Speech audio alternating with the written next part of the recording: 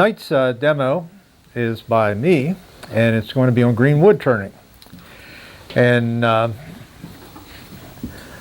originally thought, well, we'll just go outside and chainsaw a chunk of wood and split it and bring it in here and turn it and have a finished turning. And then I started thinking, well, most people want to go home before midnight, so we better not do that. So we're not going to go outside and chainsaw the wood, but we're going to talk about it a little bit. We're going to do some talking about greenwood, and I think the first thing is to define what we mean by greenwood, at least for tonight's demo, and that is wood that is above the EMC.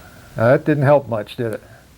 EMC is the equilibrium moisture content. That's the content that your wood gets after it's been around long enough that it's just it's stable, and the humidity in the air causes it to get damper or drier. For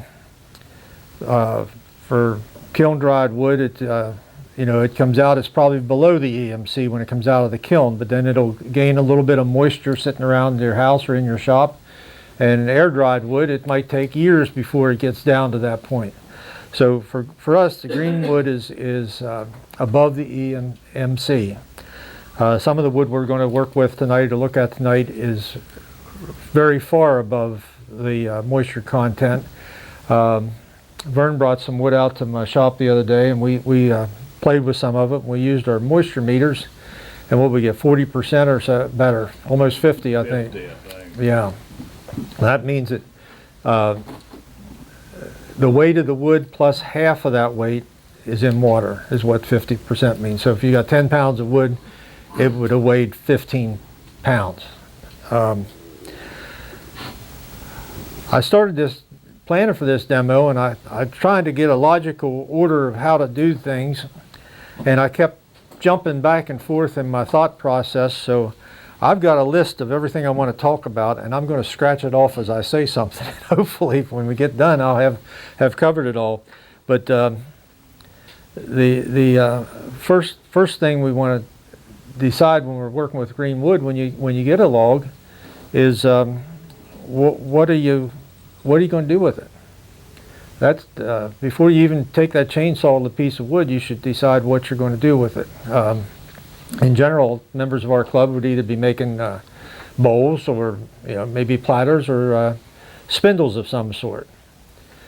So when I cut the logs to length, I always leave extra wood on them.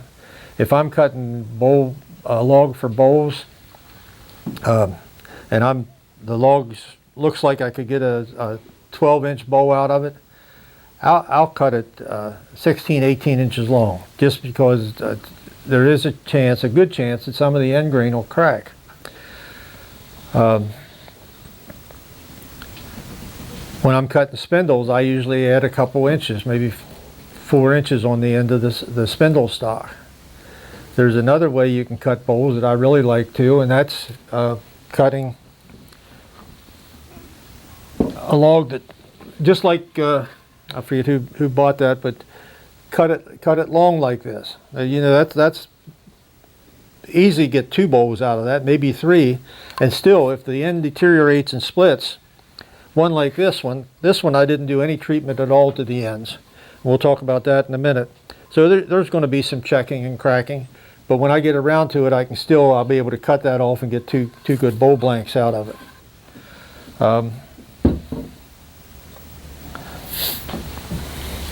When the wood's drying, when you cut it, like we said, it could have 50, even up to 100% moisture content. It's going to dry pretty quick. I've had wood that has started to split between the time we cut it down at John's house and it got to my house, just on the trailer. Just that air and the drying and the logs, you can start seeing the cracks. That's because the what's called free water, which is the water that's between the cells of the wood, is quick to get out. The water that's inside the cells is what's called bound moisture, and that comes out slower. That's why you hear the old rule of thumb, a year per inch to dry boards, or some people say a year per inch plus a year. But it takes a long time to get all that water out. And when that water gets out there, it shrinks. And the wood is kind of, I'm going to go over here to the board. If you have a piece of firewood and you have, or log or whatever, the shrinkage in this direction is almost zero, long-wise, which is a good thing. Or when we built houses, the walls would keep going up and down from the studs getting longer and shorter. That's good.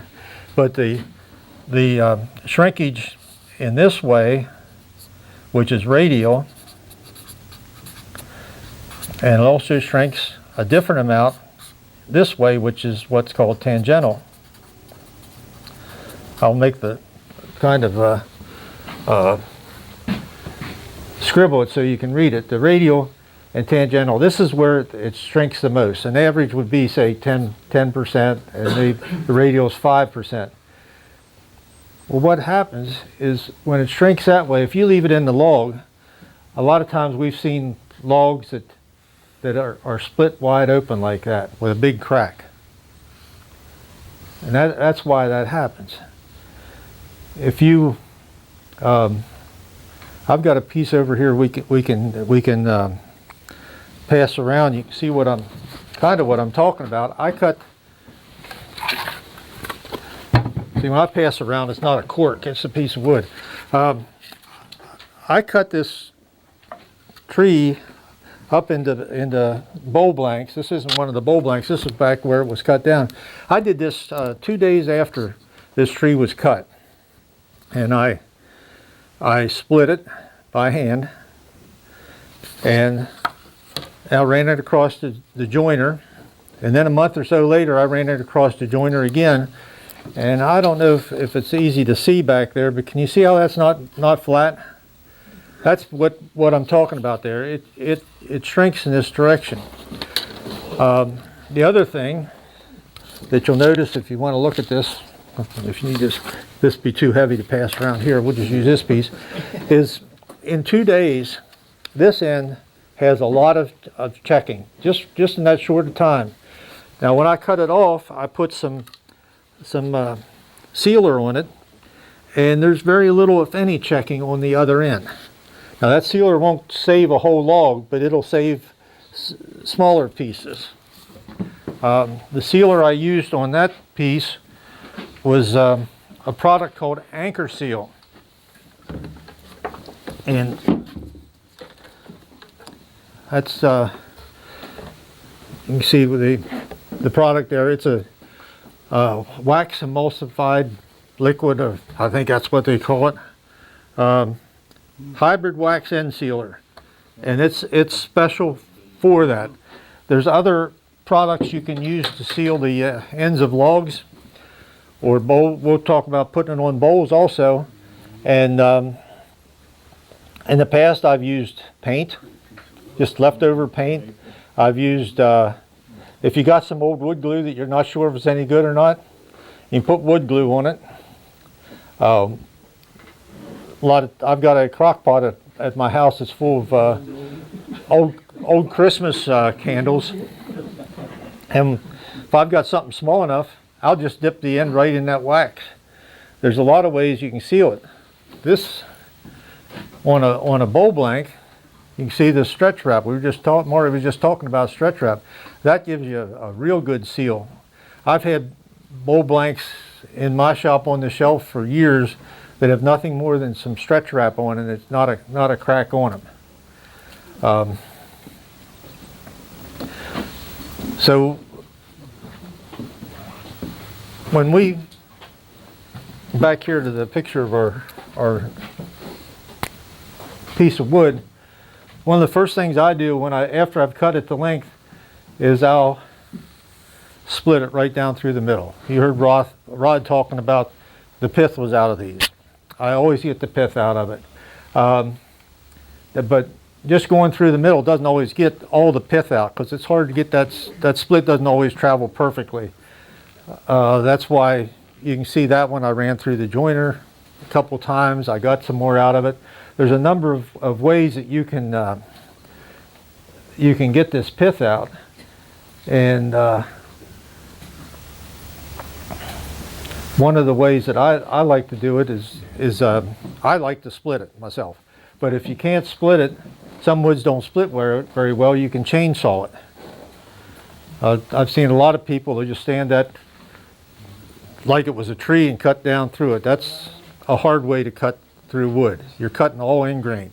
And you know how end grain turns harder than regular wood. Instead of standing it up, just let it set on its side. Just like that. Take your chainsaw and go straight down through it. I think are we too low for people to see if I draw down here? Yeah. You say yes? Okay.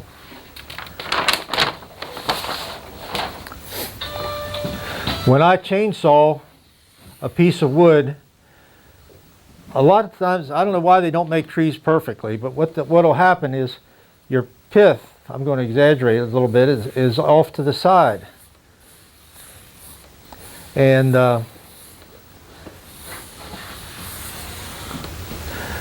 when you split or chainsaw this wood, this is your time to get the best looking product out of here as you can. When you buy a bowl blank from Woodcraft or whoever, or find one in here, it may be a perfect bowl blank and it may not. Could you hand me one of those? Yeah, that would be good. You wanted the bag? Okay. Yeah, I want it back. When you turn the bowl, how that grain is will affect what the inside of your bowl looks like. And it's going to be a nice bowl, and it's going to be pretty either way, but there's a lot of things that when people look at stuff, they might not be able to say why it looks better or why not, but it does look better. And when you have that grain off to the side or running uphill, you look at it and say, well, that's a nice bowl. But if you have it side by side with one that is really nice and even, the person will be attracted to that bowl first. It's the same way with a lot of things. I make other furniture, and when I make rockers, my rockers are symmetrical on both sides. When I put slats in the back of a chair, they're off of this sequential pieces of wood that I cut off a tree, so they go together. When you make a pen and you got a really wild grain, a lot of us will try to match that grain up so that it flows through the pen when it's put together. That kind of stuff is what, in my mind, makes a product really nice. So you want to try to get, I don't know if you can see this, Larry. I think they'll give it back if I pass it around. Sure they will. But you can see how the pith, where the pith was, is fairly well centered in the middle. Vern brought some wood out the other day, and this is a piece of that Allianthus, not off the same tree that Rod had. And when you look at this coming around, you'll look that it's not perfect. I'm just going to put a little tick mark where the pith was, and you can see it's off center. And when you look at that grain, it's got a slightly strange pattern with the one side curved this and the other not. So what I do when I'm at this point with that tree is a lot of people would split it right here. Well, then that's going to give you probably the worst possible grain pattern there. I look for a place where I can split that tree that we've got about the same dimension. I don't know if that was probably not perfect, here and here. And that's where I cut it. And if you're cutting with a chainsaw, a lot of times I will cut like that. That gets that pith completely out, and you can make a cut here and here, throw it away, and you've got two small blanks and two nice big blanks. If I'm cutting for spindles, a lot of times I'll just cut it right in the middle, and then when you cut these when you take the spindles out of it, I'll just throw these 4 away. The pith is a little softer, and it's also, when this starts to shrink, if that pith is in there, it's going to crack. If you have a piece that you've cut like that, and the pith is here, and that's trying to shrink in this direction, it pulls it apart right there. You'll get cracks here almost all the time. And a little earlier tonight we were talking about one guy's YouTube channel where he's always got cracks in his wood. He's cutting cracks out of his bowls time and time again. And I enjoy watching YouTube, and I watch some of these guys, and they'll have the pith running straight through the side of the bowl. And then they'll say, oh, it's kind of unfortunate that it cracked. Well, it can't help but crack. I was watching a video with that Stuart Batty was doing the other day, and the one thing he said that made the whole video was, don't watch stuff on YouTube. He said if you want to learn from somebody, try to learn from somebody who's done this stuff a lot. He was trying to promote himself, of course, I guess, but he mentioned a lot of good turners. He said learn from Glenn Lucas, or learn from and he named a bunch of them. But he says, don't learn from the guy that the first thing out of their mouth is, well, I've never done this before, but here's how. You just you want to learn from somebody that's done it. And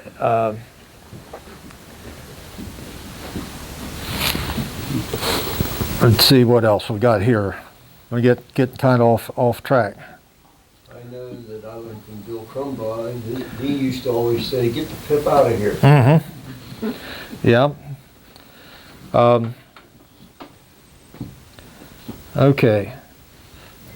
Some people, I know a lot of us in here do use green wood, but there's a lot of reasons to use it. First, it's available. You can't drive from here to there without going past somebody who has a tree down in their yard. And most people, I'd say that at least the people that I've talked to, if you stop and ask them, they would at least sell you a piece of the wood if you wanted it. A lot of them will just give you a piece for taking it. So it's available, it's cheap. We get a lot of different species that you're not going to find in the stores. It's easier to cut. It's softer, and it's actually better for some applications. Lee and I made those 2 stools, and they are out of green wood. We made the rungs first and put them in an oven, and then made the post. And the rungs were in the oven for a week or 2 or whatever, I can't remember how long. But the rungs dried and shrunk. The posts were fairly green. So when we put them together, all we had to do was dress up the tenons on the rungs, drill the post, drive them in, and they're not going to come out. We did use glue, but you don't have to. If you size them right, that rung, which is now dead dry from being in the oven so long, when it tries to get back to that equilibrium moisture content, it's going to swell.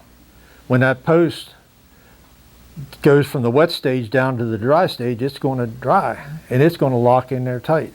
So there's some times where the green wood is better than the dry wood, and that explains why some of the newer chairs fall apart so quick. They're all made out of kiln dried wood. Where you can find some of the antiques, the chairs I got in my house, a lot of them are over 100 years old, and they're just as tight as they were when they were made. So sometimes it's a better choice.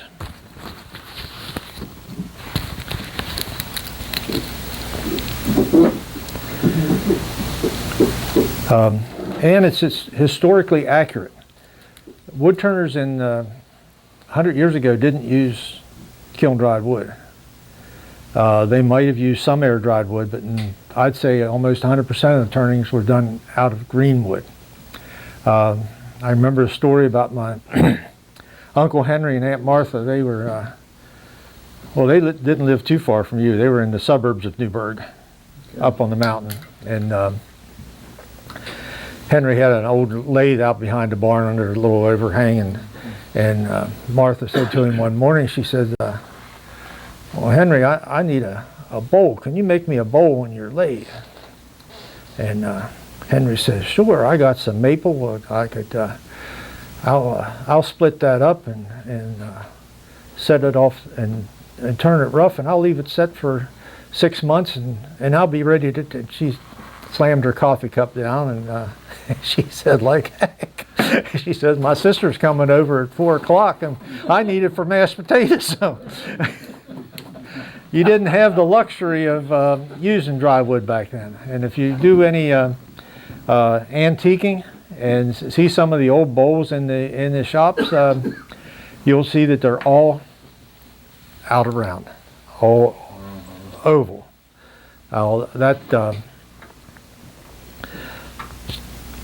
So that's something we can plan for.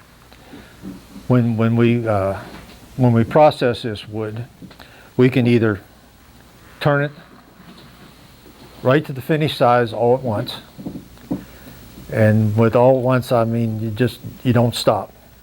I guess I have stopped once in a while and tried wrapping it with plastic wrap, and it's worked, but normally you just turn it start to finish and get it done before all that wood movement happens.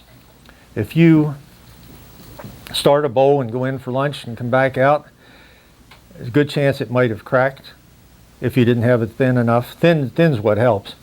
Or if it didn't crack, it would have gone out around to the point where you can't turn it anymore. Till you turn the outside at one spot, you'd be through the wall at the other. So that's one way to turn wood is just put it on a bowl, put it on your lathe, turn it and be done with it, finish it. The other way is like that bowl that was being passed around. Yes. Could I have that back, please?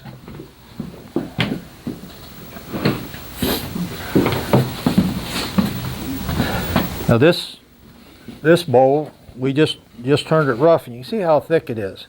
It's still thin enough that it'll allow that to move and probably not crack. I've had really good luck with bowls not cracking if you do them correctly. And we left the tenon on it, and I put a date on it. And one thing else, I've got the center mark, which will help you when you rechuck that to have a point where the center is, because this won't go right back into your chuck. You might be able to grab it, but probably not, because this is going to be out around too.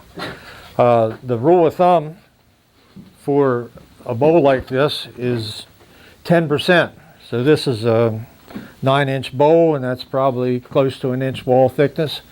And I have put, I don't know if you noticed as it came around, but I put some of that sealer on the end grain parts of it. You could cover the whole bowl if you wanted to, but I've got it on the inside and outside where the end grain is. That's because most of the moisture is going to come out of the end grain first. The wood structure is if you looked under a microscope, it would look like a whole bunch of straws in there, and the straws are pointing towards the end grain, and that allows that water to go out faster. That's one of the reasons that the logs check. One of our, I wish I could remember which one it was. I can picture him, but I can't think of his name. He talks about turning wood, and he says that when you look at these bowls that people have that are cracked, he thinks almost all of them were cracked before they turn.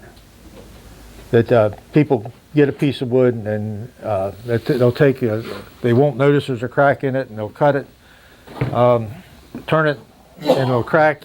And he's got a good point, because at least he says, when you look at the bowl and you see this nice bowl and it's got super glue filling in the, thanks to John, it's got super glue filling in the cracks on the end, only has it on one end. Well, why did one end crack and the other not? What I like to do when I'm getting ready to get a bowl is I'll slice a piece off the end and then I'll flex it. Make sure there's no cracks in it.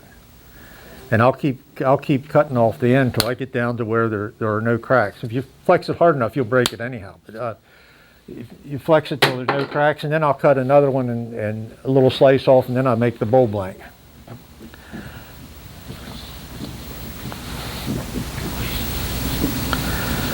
Okay. See how our time is.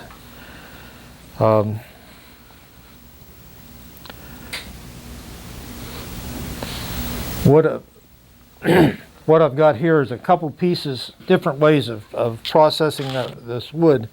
This is some more stuff that Vern brought out. This one I split and I ran it across the joiner. I wanted to get rid of the pith, and I also wanted to get it so I could get a good way to mount it on the lathe. The most secure mount is with a faceplate. But a small piece like this, or even some larger pieces, I prefer using screw chuck.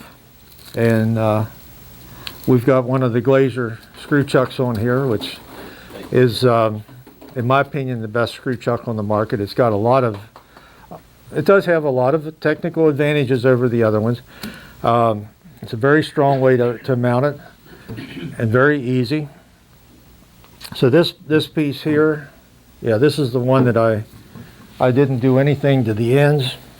When I get ready to turn that into bowl blanks, there's a couple ways to cut it. I know a lot of people have these little plywood discs of different sizes, and they'll say, well, that looks like about the right size bowl to make, and take this on their bandsaw, screw it into the top, and then just cut around that area there. It gives you a nice, that's how this, one of these was cut that way. I'm not sure which one. Another way, if you have a bandsaw to process these into bowl blanks, is to drill a hole in the center of where you can use this same marker. Just put a little mark there, drill a hole, and use a circle cutting jig on your bandsaw. And circle cutting jigs are really easy to make. I think we've had some in here before at show and tell, but it's just a pin. Mine has a 1/4 inch bolt coming through a piece of plywood. It's got a couple of different holes in it for different diameters, and I'll take that, drill a 1/4 inch hole in the bottom of this, set it on that pin, push it into the bandsaw to where that pin is perpendicular to the teeth of the blade, and then just rotate it. I don't know if I did a good job explaining that, but you would set it on the pin. Might want to make it a little shorter than this, but set it on the pin and just rotate it through the blade. It does a good job. There's also people out there that'll tell you my lathe is for making stuff round. I don't do any of that. So we do have we're going to see if that theory works here in a minute. We've got another blank that's just like this. We'll put on the lathe the way it is. So do we have any questions so far? Did I go too fast? No, but how about a tip? You want a tip? Okay. Yeah, I got a tip. Oh, okay. You're turning green wood, and say like you get halfway done, and your wife calls you and she needs something done. So what I do is I go ahead and I'll spray it with water. I'll keep it wet, and I'll put a paper bag or a plastic bag over it, tie it, and it'll keep until you come back. It can be kept for a couple days. Okay. Yes, sir. I also like to avoid knots Yeah. because they'll crack out. Knots. Vern's saying that he would like to avoid the knots, and this is the time to do it. You've got complete control where your bowl blank's coming out of. John, you had a question? Yeah, I was wondering, when you do it completely what do they finish it with then? Question. Repeat the question, please. Okay, yeah, I'm sorry. I'm the one of the ones that always wishes people repeated the question. Question is, if you turn it start to finish while it's wet, what do you use for a finish? And I'll just wipe oil on it, is what I normally do. You can get a pretty good finish. It depends on the type of wood. Sometimes you can get a really smooth finish while it's right on the lathe, and sometimes you have to sand it off the lathe after you're done to get rid of some of the little fuzzy stuff on it. But I just use an oil finish. When you get the bowl thin enough, it's going to dry really fast, and it won't take long at all to dry. Another tip is you can go ahead and take an air hose when it's thin, and you can just take the water right out. Okay, Joe's saying use an air hose to blow it out. That would work. I don't have easy access to air. I've got an air compressor, but it lives in a different part of the building, so I don't use it. I've been waiting for an air compressor to show up for quite a while here. Of course it has. Any other? Yes, sir. Yeah, okay, you get it on the lathe, and let's say you're spinning it at 500. If you went up to 2,000 with centrifugal force, wouldn't that force some of that water out into the... Yes, it will. You would. So, I mean, Yeah. Right. I got soaked somehow. Yes, it sprays out of there, but it's only going to come out the end grain. It's not going to come out the sides. And I don't know how effective that would be for drying it, but yeah, I'm sure that some of the moisture does come out the end grain when you're spinning it. You can leave it.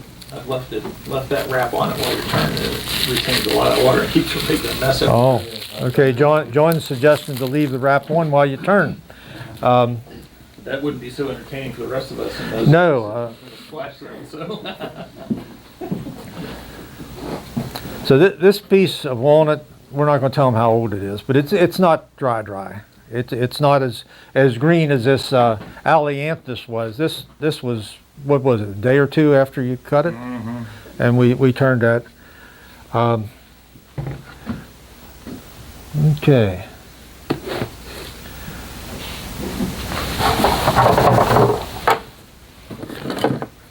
Couple tools. I did bring a moisture meter along. You can get these relatively inexpensive. Let's see what we got on this piece here. Yeah, it just maxed out at 36. The one you had and the other one I had went up higher than that. I should have brought one of those along. But it's if you look at wood that's been sitting around the shop, yeah, it's showing 6% moisture. In wintertime, it's the humidity's down, and so quite a difference. I've got a question. What is relatively inexpensive? Less than $100. Did you buy yours? I think I paid less than 20. 20. Yeah, I'd buy a little one that was less than 20. Okay, less than 20 is eBay. I can buy one that could be used. okay. Yeah. That's a brand name one there. They're around $100. You can get them eBay or Amazon. Jim, I want to emphasize something that you did. You mentioned about cracking. 10 years ago, there were all kinds of articles about what you did for cracking, like boiling it and packing it in sawdust and all that sort of stuff. And those have pretty much gone away because we've found that if we make it a uniform all the way through, including making sure the bottom is not thicker than the sides, they almost never crack. I don't crack any of them anymore. They used to crack about 10%. But wet wood, I just make sure that it's the thinnest Yeah. all the way around. Okay, Maury's saying that uniform, and that's what we're going to talk about, is uniform wall thickness. I don't worry so much about the bottom, because the differential is, the bottom's no different than a board. I don't get obsessed with the bottom, but the walls, I like to see a fairly uniform wall on it. And the piece we have here, I was just going to turn into a thick-walled blank like we have. Maybe. Well, somebody unplugged me. Sorry, Jim, I did that.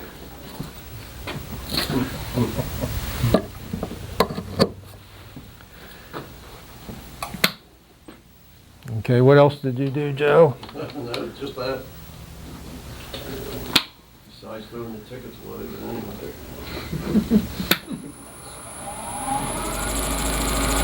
Okay. What RPM were we supposed to have there? 500.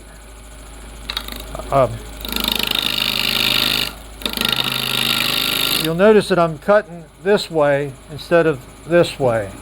And the reason I'm doing that is because when you cut pushing in, you're cutting directly into end grain. End grain, side grain, end grain, side grain. If you push in this way, you don't have that end grain to contend with. And you can see the wood comes off pretty quick.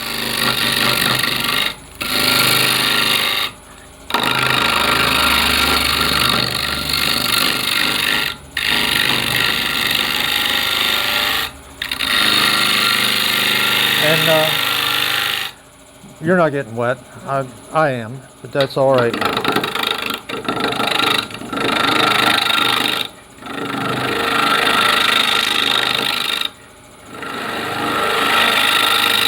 Now, if you're planning to, of course, you're planning to remount this on your lathe, and we're going to turn a tenon on the bottom, but I want to leave the tenon a little bigger than what I normally would, because this is going to shrink, and you're going to have to true that tenon up when you go to finish it.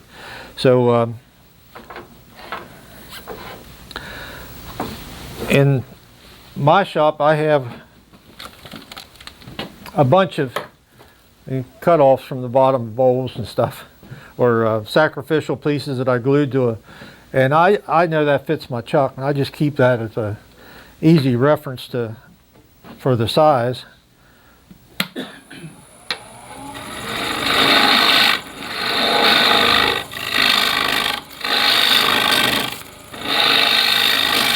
Right now I'm just trying to get this bottom big enough for, and that's probably pretty close, maybe a little bit more.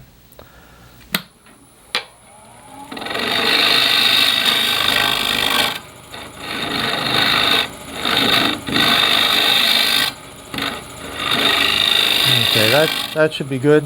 One thing I like to do is, and this will help you when you go to remount this, is put a mark on that center, because you may end up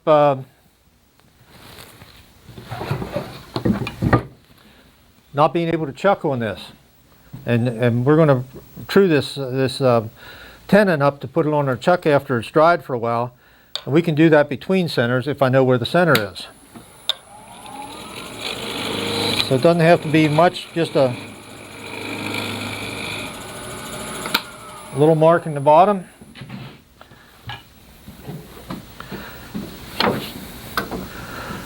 Looks like this walnut tree was being eaten by something. It's got a bunch of worm holes in it. Somebody told me there's something attacking walnut trees. I don't, it's too bad. I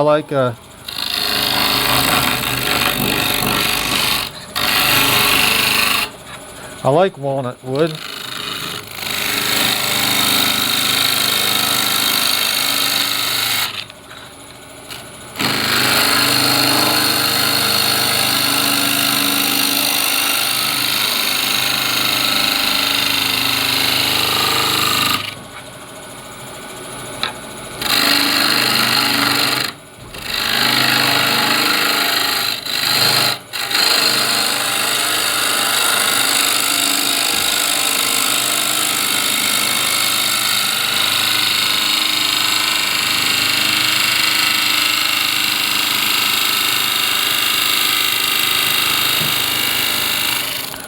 Getting real close to the size of my chuck there.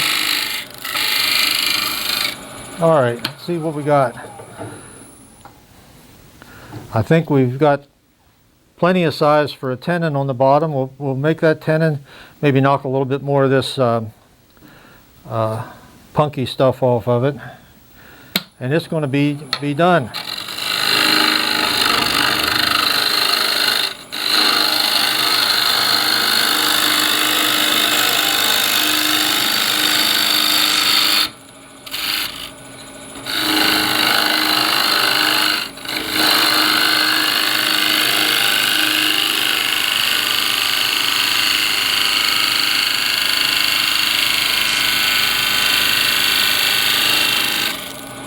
Now, this doesn't have to be fancy. You can make this as smooth and as pretty as you want, but it's all going to dry and it's all going to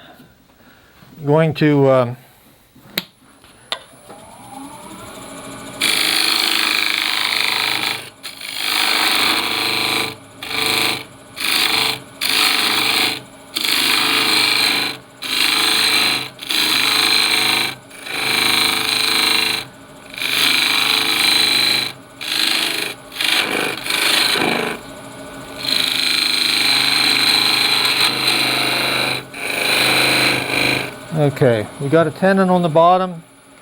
It's plenty big enough to allow us to turn it down smaller when it dries. We got a rough bowl shape. That's it. That's all you need to do to a... Hey, Jim, Yes, sir. do you do a dovetail or a flat? I'd use dovetail. I've got the Nova Yeah. chuck. Okay. And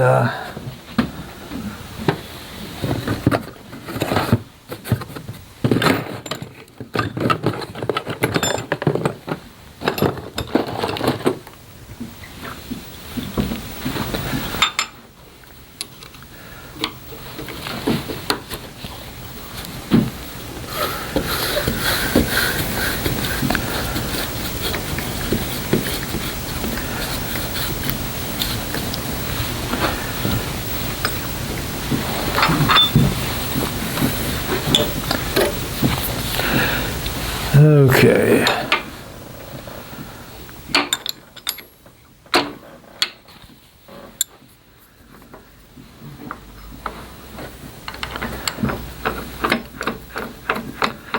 This is the glacier chuck we were talking about. I'll pass that around. One of the neat things about it is that it's two pieces.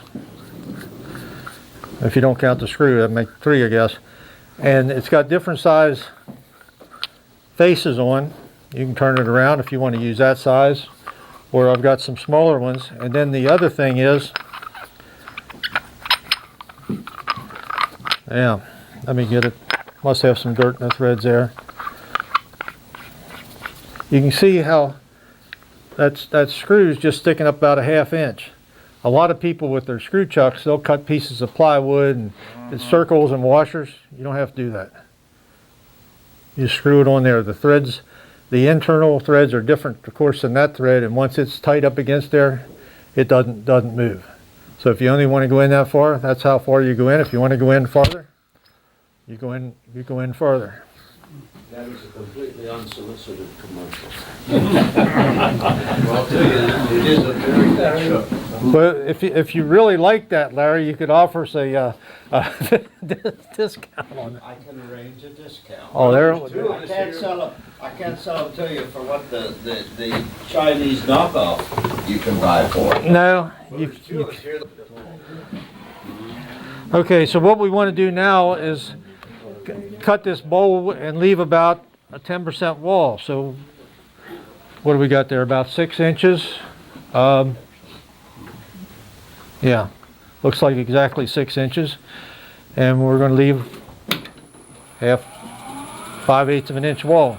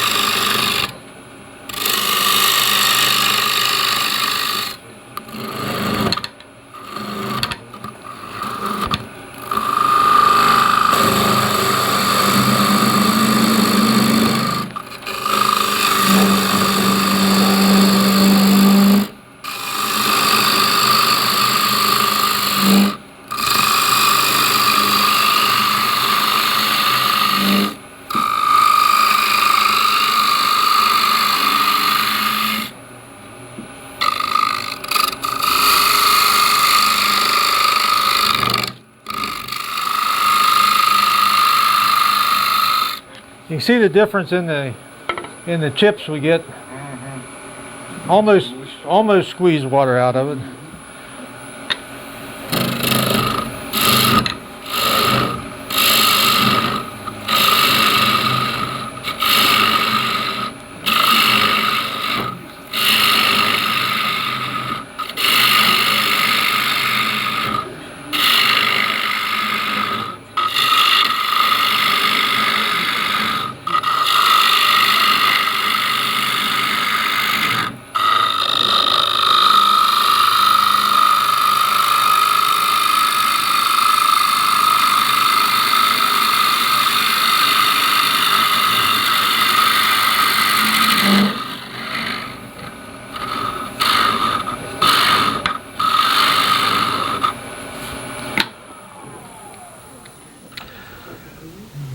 So we use our digital calipers here, and it looks like we got about 3/4 or so. We're going to take that down a little bit more.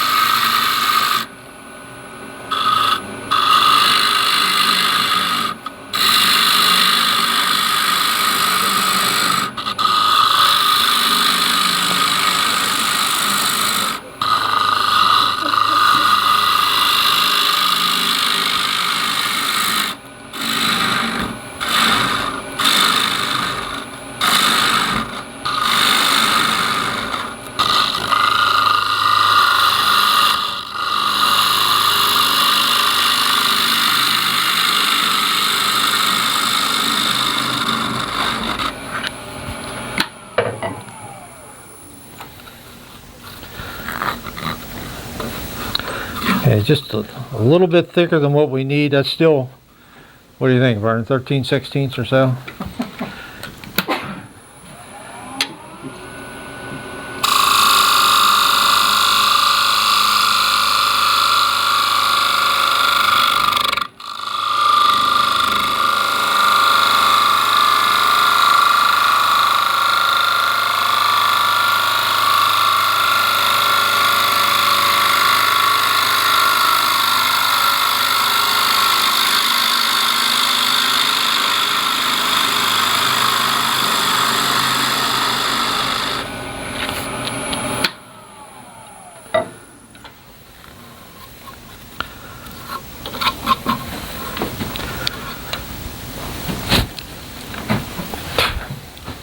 Joe, would you grab one of those tickets out of the trash can?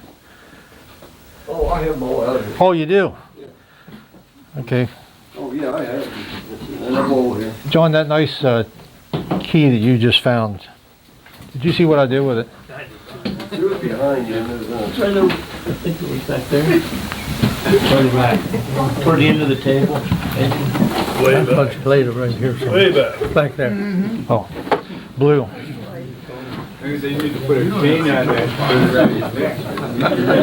Thanks. Even when I can't see it. I think we'll take the, true that face up just a little bit.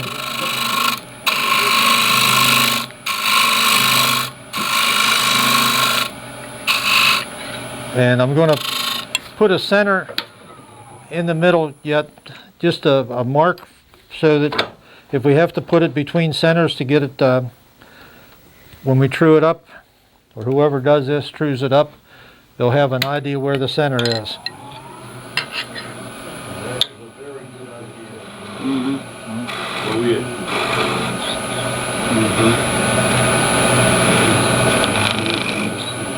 Okay. What's roughly your base now? I mean, we can't tell from back here. What How thick? Yeah. About 800 thousandths. Okay. I'm gonna pass it around.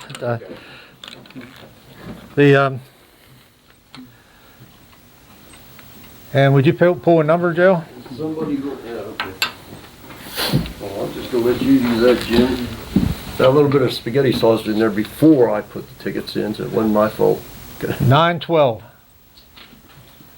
912.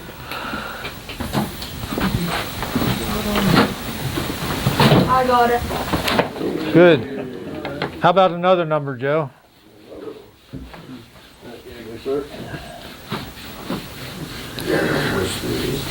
Okay, 965.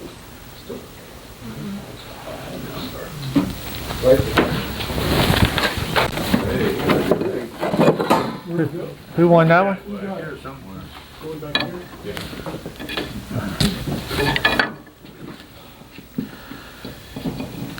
You don't see this wrench in too many people's shops.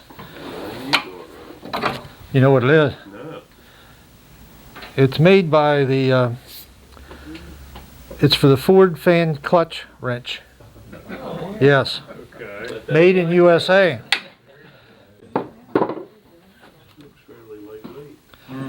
And it fits. That's the important part. Okay, we're going to put the screw chuck back on and see how it is to turn one of these from the square. Just in case you don't have a bandsaw and you do have a chainsaw.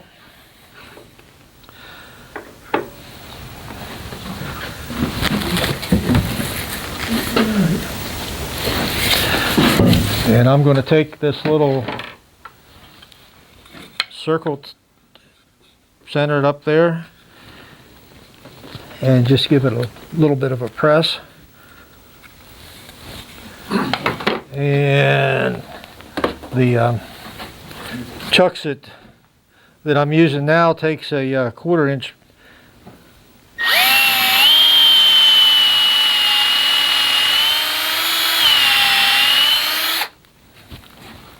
drill.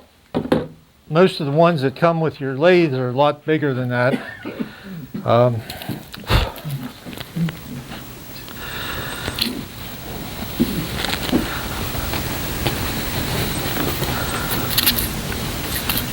This particular one I coated with glue. I had some glue that I did use it to make a jig, but I got to looking at it. It was from Woodworker's Warehouse in York. That's a long time. I did it 20 years, and it was still liquid. It's still stuck. It smelled a little bit funny, but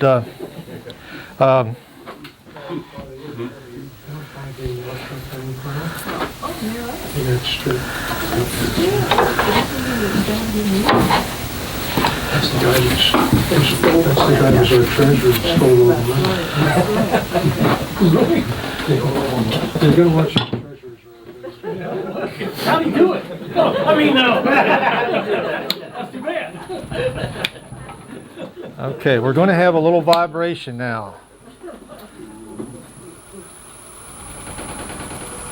Especially the way this lathe set, and it's on wheels. I don't even think we have the wheels locked, do we? I don't know if that's going to help any. What would help mostly is if we set it on the ground. Because the faster you can get this going, the easier it's going to be.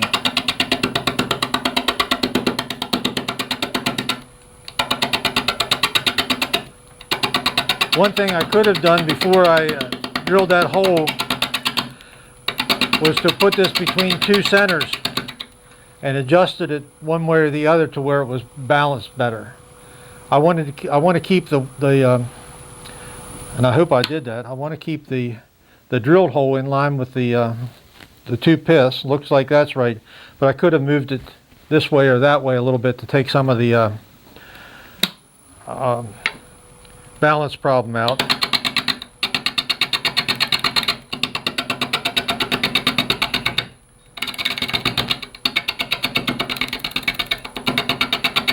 more you take off, the better it's going to be.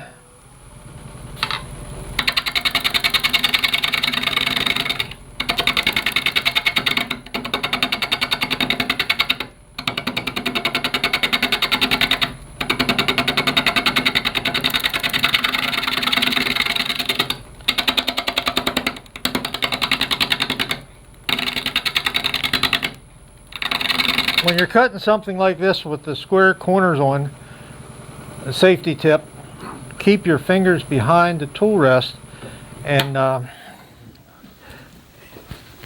well, if you don't, you'll know it real quick. Jim, Yes, sir. and buying a lathe, when you buy the cheaper ones, usually they can only get down to like 600 RPM. So if you were doing that, you'd be a light lathe and it'd be really shaking. Okay. Comment over here is that the some of the less expensive lathes don't go this slow. We're I don't know how fast we were going. The Harbor Freight 14-inch, where it goes down to like 600 or 700. Yeah, this is 6 right now. Half of that weight.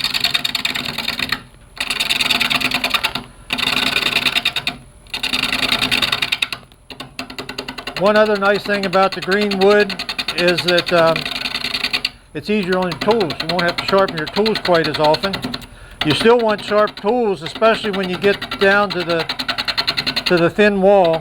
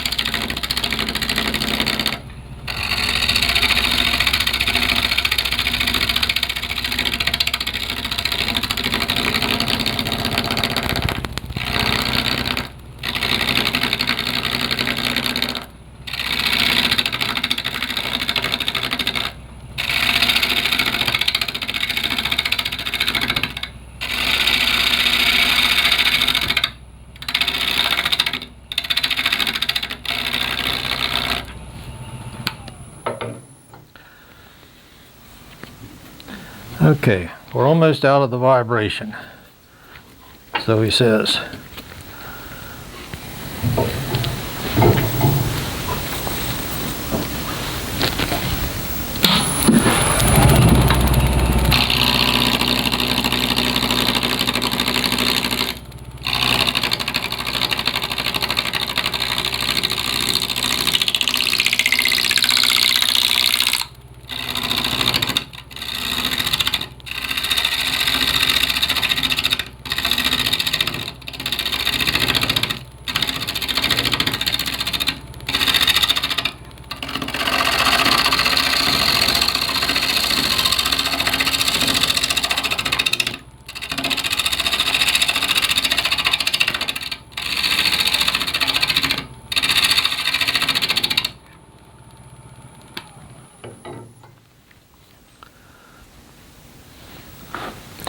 Next demo is Nelson is going to be doing an offset bowl.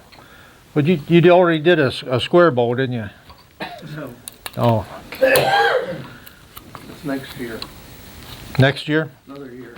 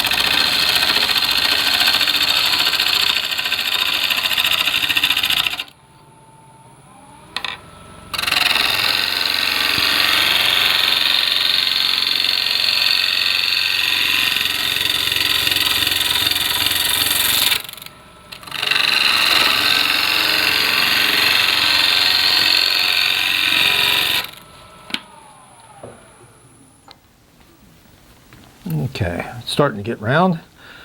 We'll get that little flat spot off here and put the tenon on it.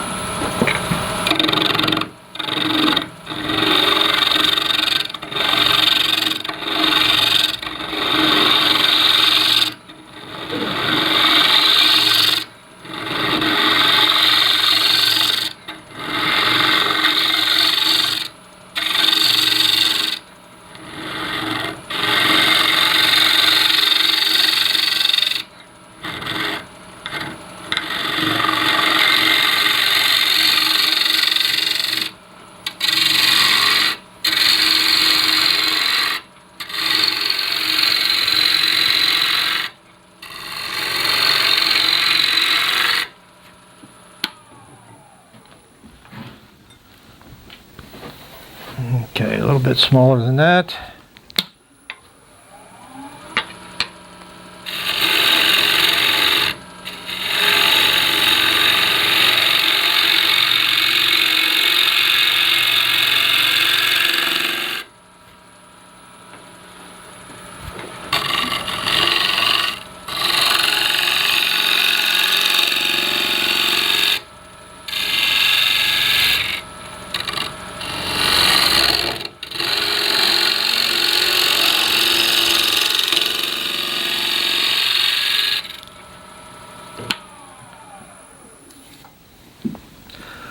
Okay, found a little knot. That was not showing on the outside. That No, it wasn't. nope. You were just talking about knots. Okay. But you know, sometimes it adds to it. No, it won't hurt nothing.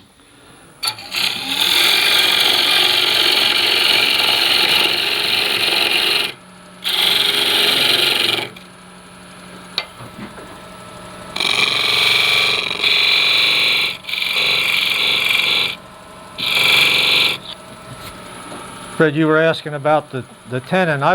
I use the same angle on my skew chisel as I got on my chuck. That way it makes it easier to cut a tenon. Okay, let's make a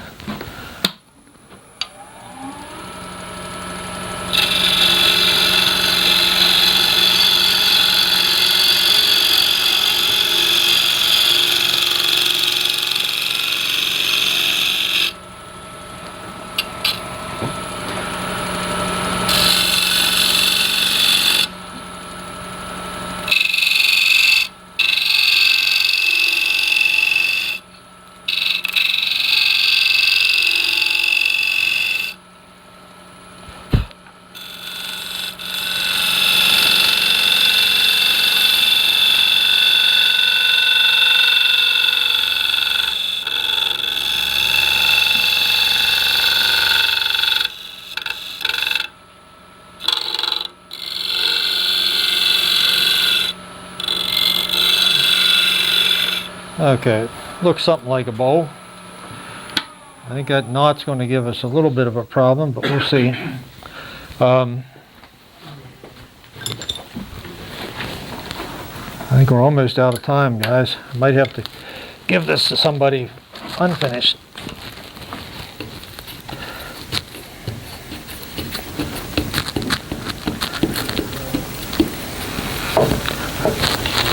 Yeah, that knot does not come through from either side. That was completely enclosed in that tree.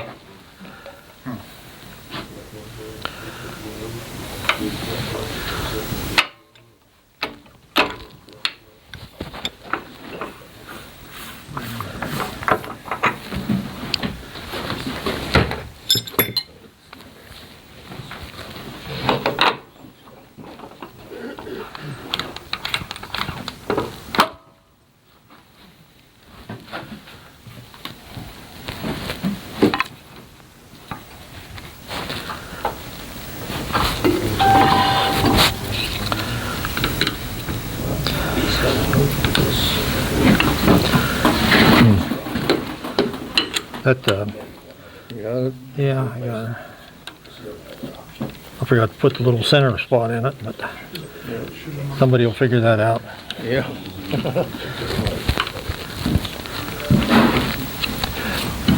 need that, I'm sure it happened. One negative with the green wood is that it is wet, and you got to do a good job cleaning your tools off when you're done to avoid the rust.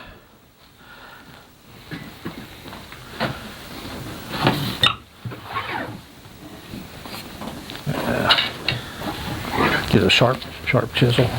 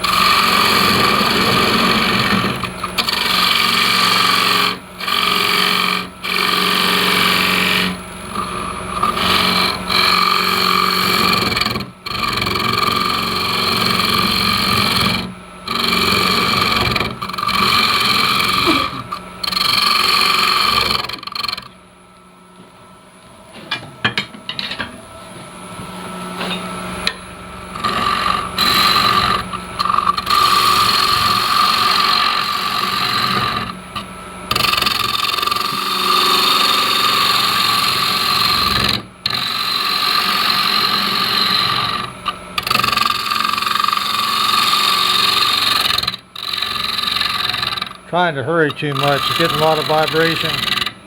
Yeah.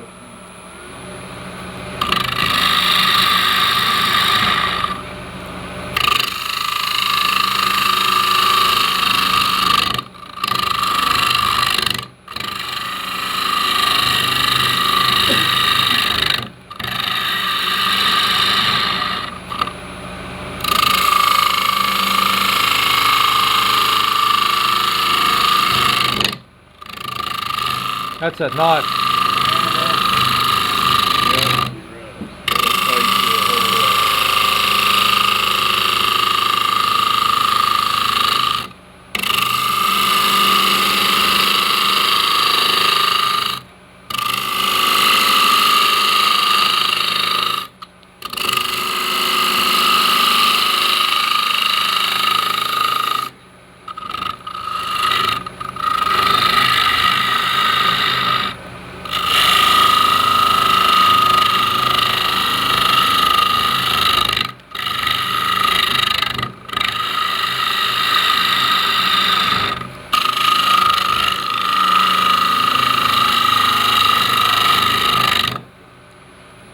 If I was Nelson up here, I'd be telling a story right now, but I don't have any stories, Nelson.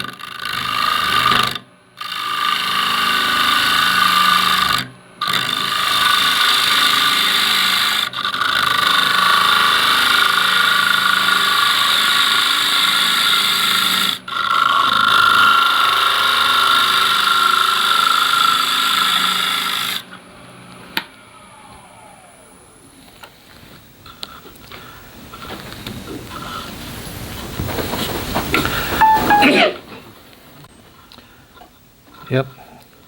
Whoever gets this one will have fun figuring out what to do with that knot.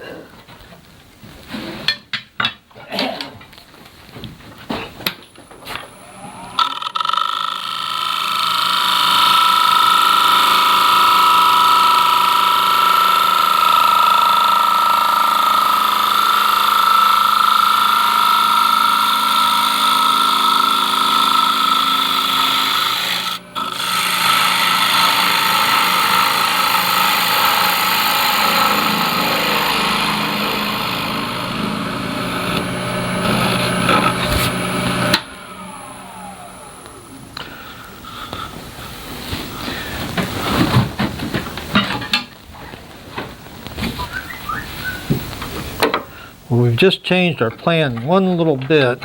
I'm not going to finish this bowl. I'm just going to give it away like this, and because we're just about out of time.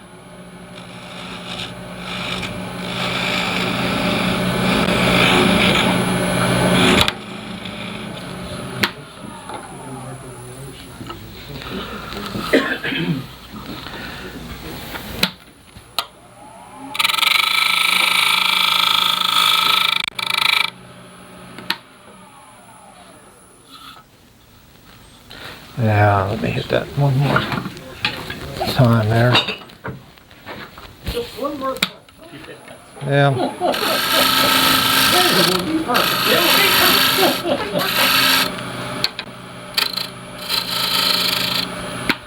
All right. Joe, we need another number.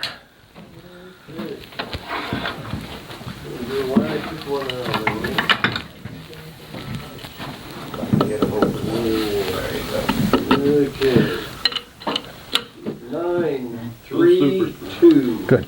The approach to this is that when you reach that point, just do nothing. Set it on the shelf. Mike Mahoney, who has made his living, has raised a family, educated kids, and so on, turning bowls. Turning nothing but bowls. That's exactly what he does. He turns them a little heavier than you're turning yours, and then he just sets them on the shelf, and they just sit there. He does nothing. Yep. Now, true, he loses some, but he has so many blanks.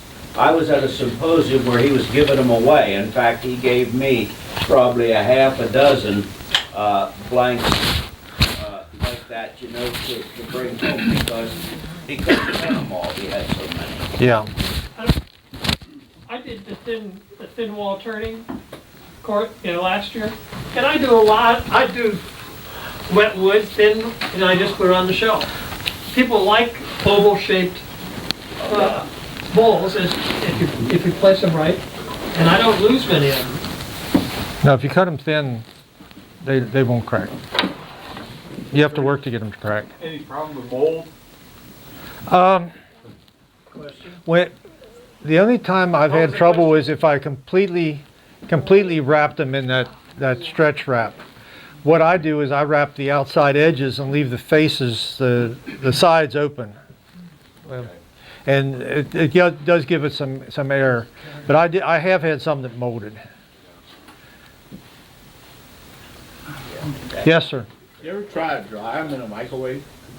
I've dried stuff in a microwave before, yes. You got to be careful. You don't want to overdo it, but I just don't find any need for it. But I can't remember why I did it, but I have dried wood in the microwave. John, you had some? Yes. You have your little piece there for your tenon. I took a piece of plywood and made like a wrench out of it. And then I added another piece onto it that gives me my depth for my tenon. So out of that little wrench, I get both of them. Mm-hmm. And it's just, like I say, a piece of plywood. All right. We're done, guys. Thanks. Thank you.